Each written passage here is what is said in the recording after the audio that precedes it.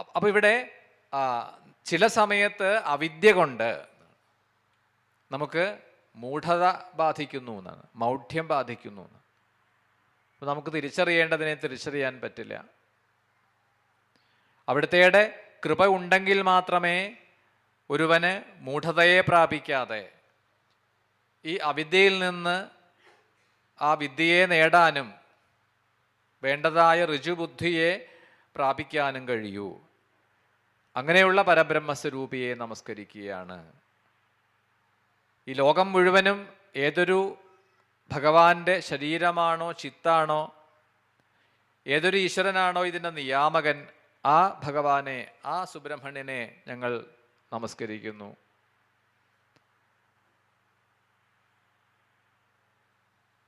ശക്തിയാകുന്ന ആയുധത്തോടു കൂടിയിട്ട് എന്നാണ്. ശക്തി എന്ന ആയുധമാണ് ഭഗവാന്റെ കയ്യിൽ. വേല് ആണ് ആയുധം എന്നാണ്. അതുകൊണ്ടാണ് വേൽ ആയുധമാക്കിയവൻ എന്ന രീതിയിൽ വേലായുധൻ എന്ന് പറഞ്ഞത്.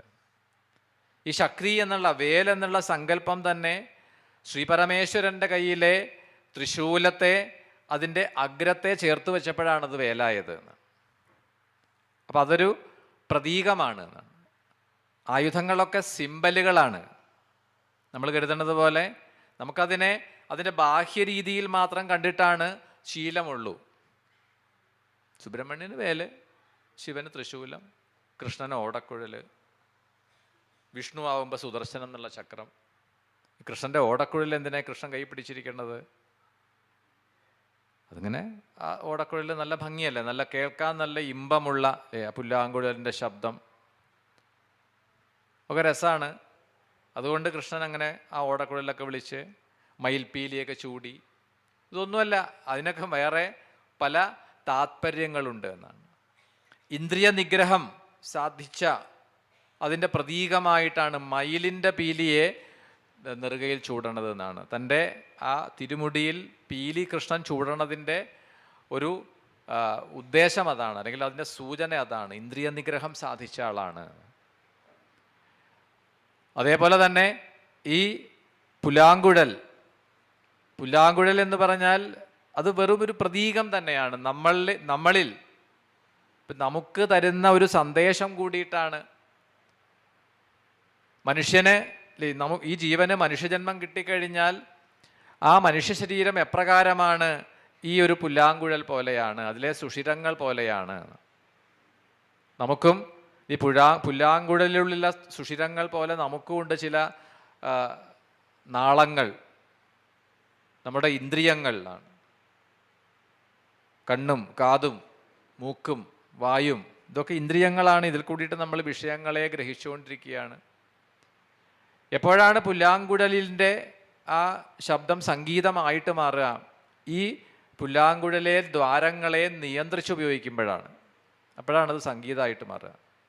ഒരുവൻ്റെ ജീവിതം നല്ല രീതിയിലാണ് ആനന്ദപ്രദമായി സംഗീതം പോലെ ഹൃദ്യമായി തീരണമെങ്കിൽ ഇന്ദ്രിയ നിയന്ത്രണം സാധ്യമാവണം എന്ന ഒരു വിദ്യയെ, ഒരു അറിവിനെ നമുക്ക് പറഞ്ഞു തരികയാണ് ചെയ്യുന്നത്. ഇങ്ങനെ ഏത് ആയുധം എടുത്താലും എന്നാണ്.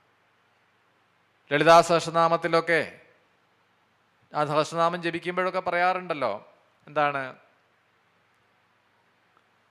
രാഗസ്വരൂപ പാശാഢ്യ എന്നൊക്കെ പറഞ്ഞ് ജപിക്കാറുണ്ട്. രാഗമാകുന്ന പാശത്തെ കയ്യിൽ ധരിച്ചവളാണ് ദേവി, പാശം, അങ്കുശം.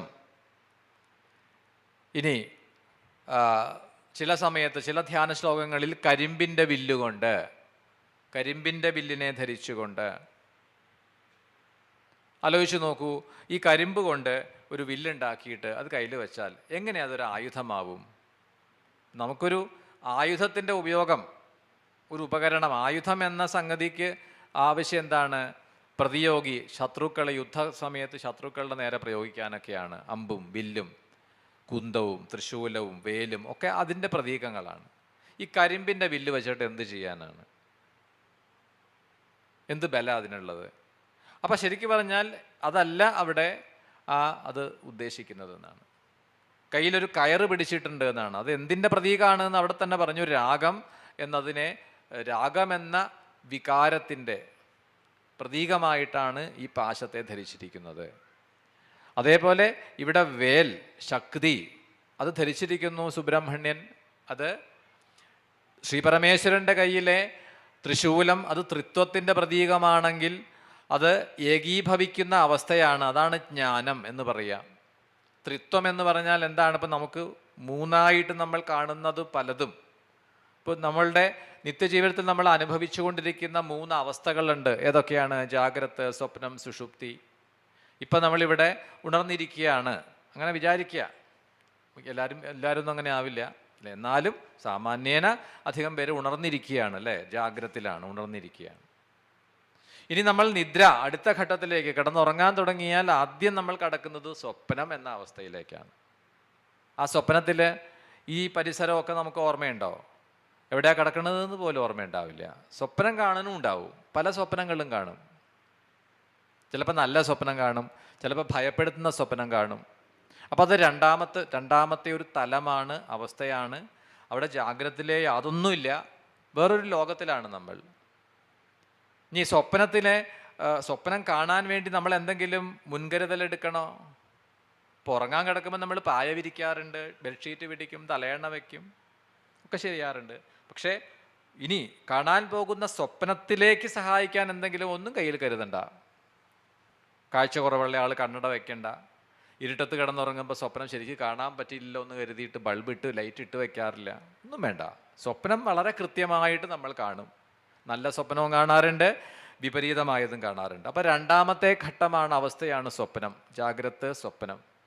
ഇനി ഇതൊന്നും അറിയാത്ത മൂന്നാമത്തെ ഒരു തലത്തിലേക്ക് നമ്മൾ തനിയെ മാറുകയാണ്. അതാണ് സുഷുപ്തി. ഈ 3 അവസ്ഥകൾ ആണ്. ഈ ത്രിത്വഭാവം എന്ന് പറയുന്നത് ഇപ്പൊ കാലത്തിനെ എടുത്തു കഴിഞ്ഞാൽ കാണാം എങ്ങനെയാണ്? ഭൂതം, ഭാവി, വർത്തമാനം. ഭൂതകാലം, കഴിഞ്ഞ കാലം. നമ്മൾ അധികവും ജീവിക്കുന്നത് ഭൂതകാലത്തിലും ഭാവി കാലത്തിലുമാണ്. ഇടയ്ക്കിടയ്ക്ക് നമ്മൾ കഴിഞ്ഞു പോയ കാലത്തിലേക്ക് എങ്ങനെ പോകും? എന്തെങ്കിലും കാഴ്ച കാണുമ്പോഴോ, പണ്ട് സ്കൂളിൽ പഠിച്ചവരെയൊക്കെ കാണുമ്പോൾ ആ ഭൂതകാലം ഓർമ്മയുണ്ടെങ്കിൽ അങ്ങോട്ട് പോകും. ചിലപ്പോൾ അതൊന്നും ഓർമ്മയുണ്ടാവില്ല, ഉണ്ടെങ്കിൽ ആ ഭൂതകാലത്തിലേക്ക് പോകും. എന്ത് രസമായിരുന്നു അല്ലേ കുട്ടിക്കാലം, സ്കൂളിൽ ഒന്നിച്ചു പോകുമ്പോൾ. ഒരുപാട് കഷ്ടപ്പാടുണ്ടായിരുന്നു. ഇന്നത്തെ പോലെ കുട്ടികളുടേതായ സൗകര്യമൊന്നുമില്ല. നടന്നു പോകണം, ബസ്സിലൊന്നും പോകാനുള്ള ബസ്സേ ഉണ്ടാവില്ല, സൗകര്യം ഉണ്ടാവില്ല. വസ്ത്രങ്ങൾ മാറി മാറി ഉടുക്കാൻ വസ്ത്രങ്ങളൊന്നും ഉണ്ടാവില്ല. പുസ്തകങ്ങൾ കൊണ്ടുപോകാനുള്ള ബാഗുകളൊന്നും ഉണ്ടാവില്ല. എന്തെങ്കിലും വല്ല വർഷത്തിലൊരിക്കൽ ഈ തുണി കൊണ്ടുവരണ കൂടൊക്കെ കിട്ടിയാൽ വലിയ സന്തോഷമാണ്. അതിൻ്റെ ഉള്ളിലിട്ട് കൊണ്ടുപോകാമല്ലോ മഴ നനയാതെ. അങ്ങനെ വളരെ ദുരിതപൂർണമായിരുന്ന ഒരു കാലമായിരുന്നുവെങ്കിലും കുട്ടിക്കാലം, അന്നത്തെ സൗഹൃദങ്ങൾ, അന്നത്തെ പങ്കുവയ്ക്കലുകൾ, ചെറിയ ആ ഒരു കാലത്തിലേക്ക് നമ്മളെ കൂട്ടിക്കൊണ്ടുപോകാൻ ഒരുപാട് സമയമൊന്നും വേണ്ട. അന്ന് സ്കൂളിൽ പഠിച്ച ഒരാളെ കണ്ടാൽ മതി. 25, 30, 40 വർഷം മുൻപ് ഒന്നിച്ചു പഠിച്ച ഒരാളെ, ഒരു സഹപാഠിയെ ഇപ്പം കണ്ടാൽ മതി, നമ്മളുടെ ഓർമ്മ അങ്ങോട്ട് പോയി. 30 വർഷം പിന്നിലേക്ക് പോയി, അല്ലെങ്കിൽ 40 വർഷം പിന്നിലേക്ക് പോയി. അപ്പം അത് ഭൂതകാലം. പിന്നെ അതിങ്ങനെ കുറച്ച് നേരം ഓർത്തുകൊണ്ടിരിക്കും. അപ്പം ആ സമയത്ത് നമ്മൾ ഇരിക്കേണ്ടത് കഴിഞ്ഞ കാലത്തിലാണ്. ഇനി ഭാവിയെക്കുറിച്ച് ഇങ്ങനെ ആകുലപ്പെട്ടുകൊണ്ടാണ് പലപ്പോഴും നമ്മൾ ഇരിക്കുക. ഇത് രണ്ടുമല്ലാതെ വർത്തമാനകാലം, നമുക്ക് വളരെ കുറച്ചേ ഈ വർത്തമാനകാലം എന്ന് പറയണതുള്ളൂ. വർത്തമാനകാലം എന്ന് പറഞ്ഞാൽ വർത്തമാനം പറഞ്ഞുകൊണ്ടിരിക്കുന്ന കാലമല്ല, ഇപ്പോൾ എന്നാണ്. പ്രസൻറ്റ്, ഇപ്പോൾ എന്ന് നമ്മൾ ഈ പറയുന്ന നിമിഷം പോലും ഭൂതകാലം ആവുകയാണ് അടുത്ത നിമിഷം. കാരണം ക്ലോക്കിൻ്റെ സൂചി ഇങ്ങനെ പോയിക്കൊണ്ടിരിക്കുകയല്ലേ. ഓരോ സെക്കൻഡ് കഴിയും തോറും അത് കഴിഞ്ഞു, ആ സമയം കഴിഞ്ഞു. ഓരോ സെക്കൻഡ്, ഓരോ നിമിഷവും കഴിഞ്ഞു പോയിക്കൊണ്ടിരിക്കുകയാണ്. അതൊക്കെ ഭൂതകാലത്തിലേക്ക് പോയിക്കൊണ്ടിരിക്കുകയാണ്. അപ്പോൾ വർത്തമാനകാലം എന്നൊന്നുള്ളത് വാസ്തവത്തിൽ നമ്മളുടെ ജീവിതത്തിൽ അധികമില്ല. ഇപ്പോൾ ഇരിക്കുന്ന സമയം നമുക്ക് സന്തോഷമുണ്ടോ, സുഖമുണ്ടോ? അതാണ് നമുക്ക് ആലോചിക്കേണ്ടതും, അതാണ് നേടിയെടുക്കേണ്ടതും. ഇപ്പം സന്തോഷമായിട്ടിരിക്കാൻ പറ്റുന്നുണ്ടോ? ഇവിടെ ഇരിക്കുമ്പോൾ സന്തോഷമില്ലേ? ഇവിടെ ഇരിക്കരുത്. ഞാൻ പറയുകയാണെങ്കിൽ ഇവിടെ ഇരിക്കരുത്, വെറുതെ സമയം കളയരുത്. നമുക്ക് സന്തോഷം തരുന്നത് എന്തോ അത് ചെയ്യുക.